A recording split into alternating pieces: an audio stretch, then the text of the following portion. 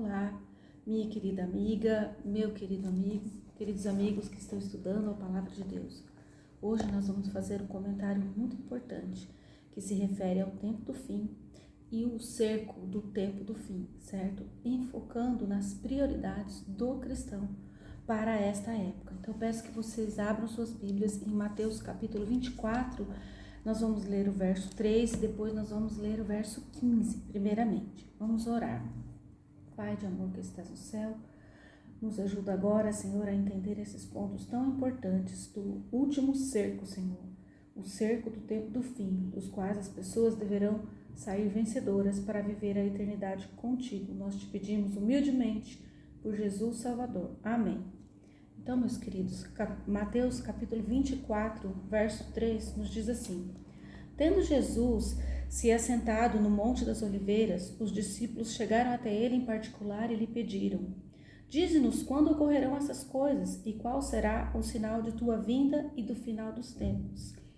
Então, Jesus respondeu para eles as duas perguntas, certo? E essa resposta, esse sinal de Jesus que nós vamos ler agora, mais especificamente no verso 15, a resposta de Jesus, ela tem duplo significado. O significado para a próxima invasão mais significativa que haveria, que é de 70 depois de Cristo, a invasão, o cerco de Tito a Jerusalém, certo? De Roma, né? Através de Tito a Jerusalém, e também a destruição final, a volta de Jesus e a implantação do reino de Deus, o fim do pecado, que agora, no final dos tempos. Como eu sei que essa profecia agora tem duplo significado? É muito simples, porque os discípulos fizeram duas perguntas para Jesus, e perguntaram quando aconteceram essas coisas e também quais seriam os sinais de sua vida. Também perguntaram com relação ao tempo do fim. Então, a resposta de Jesus, ela tem duplo significado com relação àquela invasão de Tito, 70 depois de Cristo, que foi bem abrangente, bem significativa, e também com relação ao tempo do fim agora. Final de todas as coisas, a volta de Jesus, a implantação do reino de Deus e da eternidade e da salvação, certo? Salvação humana.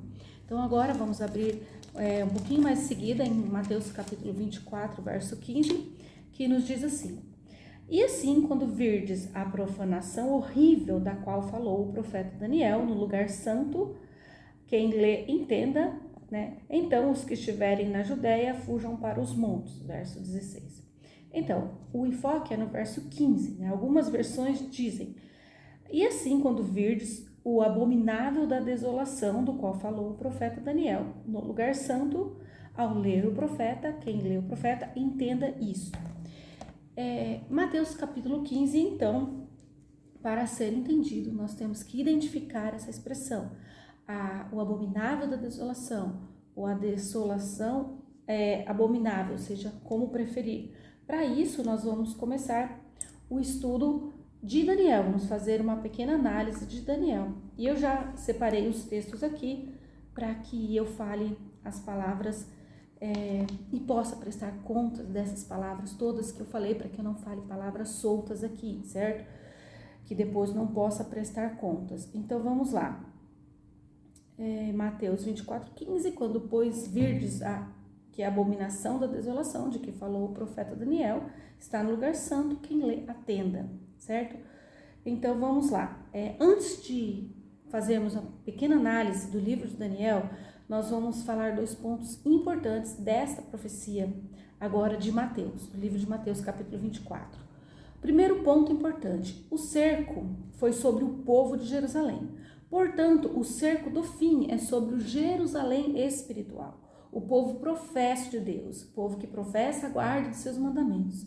Segundo ponto importante: a grande maioria que se perdeu no primeiro cerco, né, no cerco de Tito, 70 depois de Cristo, foi o povo de Jerusalém que não ouviu a advertência de Cristo, certo? E no tempo do fim será o Jerusalém espiritual, aquele que não negar o eu, portanto, não receber a chuva serôdia verdadeira e nem o selo do Deus vivo e nem a justiça de Cristo. Esses também vão se perder, certo? Apesar de serem professos povo de Deus. Por isso, da importância desta mensagem. Então, vamos agora analisar os versos de Daniel assim. analisar os capítulos de Daniel para que possamos entender. Bom, o capítulo 8, ele tem a profecia básica, né, que fala das 2.300 tardes e manhãs, que é do decreto de Artaxerxes até 1844. Mas vamos começar a analisar aqui, comentar mais o capítulo 9 de Daniel.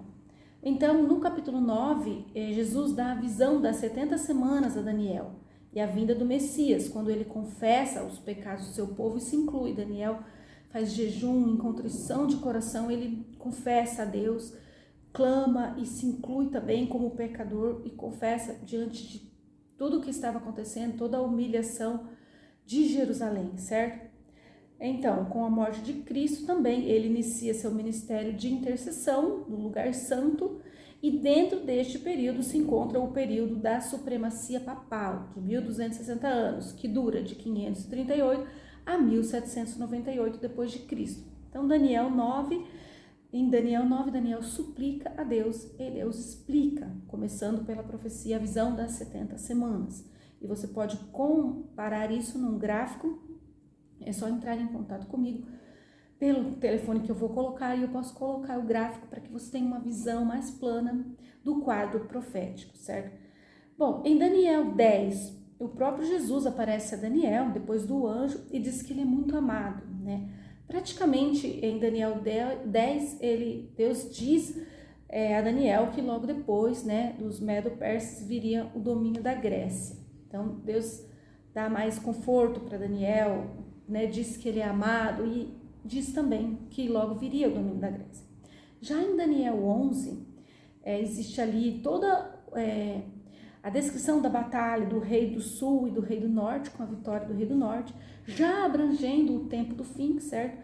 E tendo assim, o ateísmo, não, qual o termo que eu quero? O paganismo, né, como o rei do sul, mais especificamente, e o rei do norte como Roma, e a vitória depois do rei do norte. Existe um casamento, mas existe depois uma vitória. E nós pudemos entender, estudando já os pontos básicos da profecia, e no próximo comentário eu vou falar novamente sobre os poderes do mal revelados do tempo do fim, a besta do mar, a besta da terra, a formação, a imagem, a besta. Essas coisas básicas da profecia que nós temos que entender para entender a profecia mais completamente, né? Bom, já em Daniel 12 também fala do tempo do fim, a angústia a qual nunca houve, que os sábios resplandecendo no tempo do fim, né? E os 1290 dias literais da supremacia papal do tempo do fim, certo? Que vai se iniciar com o decreto dominical mundial, que é a abominação desoladora. Decreto dominical mundial, que é o abominável da desolação, que nós lemos em Mateus, certo? Mencionado, citado também por Daniel. E vai essa supremacia papal do tempo do fim, se inicia na abominação desoladora e vai até o aparecimento da lei do Senhor no céu. Aqui em Daniel 12, ele revela este período, certo? Ele retrata este período, certo? Então, como que nós podemos concluir este raciocínio profético agora? Bom, abrindo em Daniel 11:31, abrindo nossas Bíblias em Daniel 11:31, nós vamos ler assim, já se tratando do tempo do fim, certo? E sairão a ele uns braços que profanarão o santuário e a fortaleza e tirarão o contínuo sacrifício, estabelecendo a abominação desoladora. Bom, esse verso é muito importante entendermos, né? Já identificamos a abominação desoladora e agora nós vamos identificar também os braços civis dela, né? Bom, nós podemos identificar, seja como o primeiro cerco, ou seja como um ensaio do cerco do tempo do fim, a época da pandemia, né? E podemos identificar e pudemos constatar que esse braço pandêmico aí de Roma por trás, Roma sempre por trás, né? Ela não aparece na frente, certo? Ele conquistou ali em 6 meses mais poder do que o braço ecológico de Roma conquistou durante anos, certo? Isso é fato já ocorrido, nós podemos observar na história. Um fato muito importante que diz respeito também à preparação espiritual daqueles salvos do tempo do fim é o seguinte fato: a história do cerco de Tito em 70 depois de Cristo nos revela o quê? O que a história do cerco de Tito nos revela? Bom, houve um afrouxamento após um primeiro cerco, um intervalo no qual os cristãos fugiram e foram salvos. Então, isso serve como uma importante reflexão para o cerco do tempo do fim, quando os remanescentes que negarem o eu e buscarem a justiça de Cristo poderão resistir ao decreto que anulará a lei de Deus na terra, e serão selados para a salvação eterna, enquanto que o restante será marcado para a perdição eterna, certo? Então, este detalhe também é muito importante no que diz respeito à preparação do remanescente, do povo que quiser ser encontrado fiel no tempo do fim, certo? A preparação espiritual desse povo e as prioridades deste povo do tempo do fim, certo?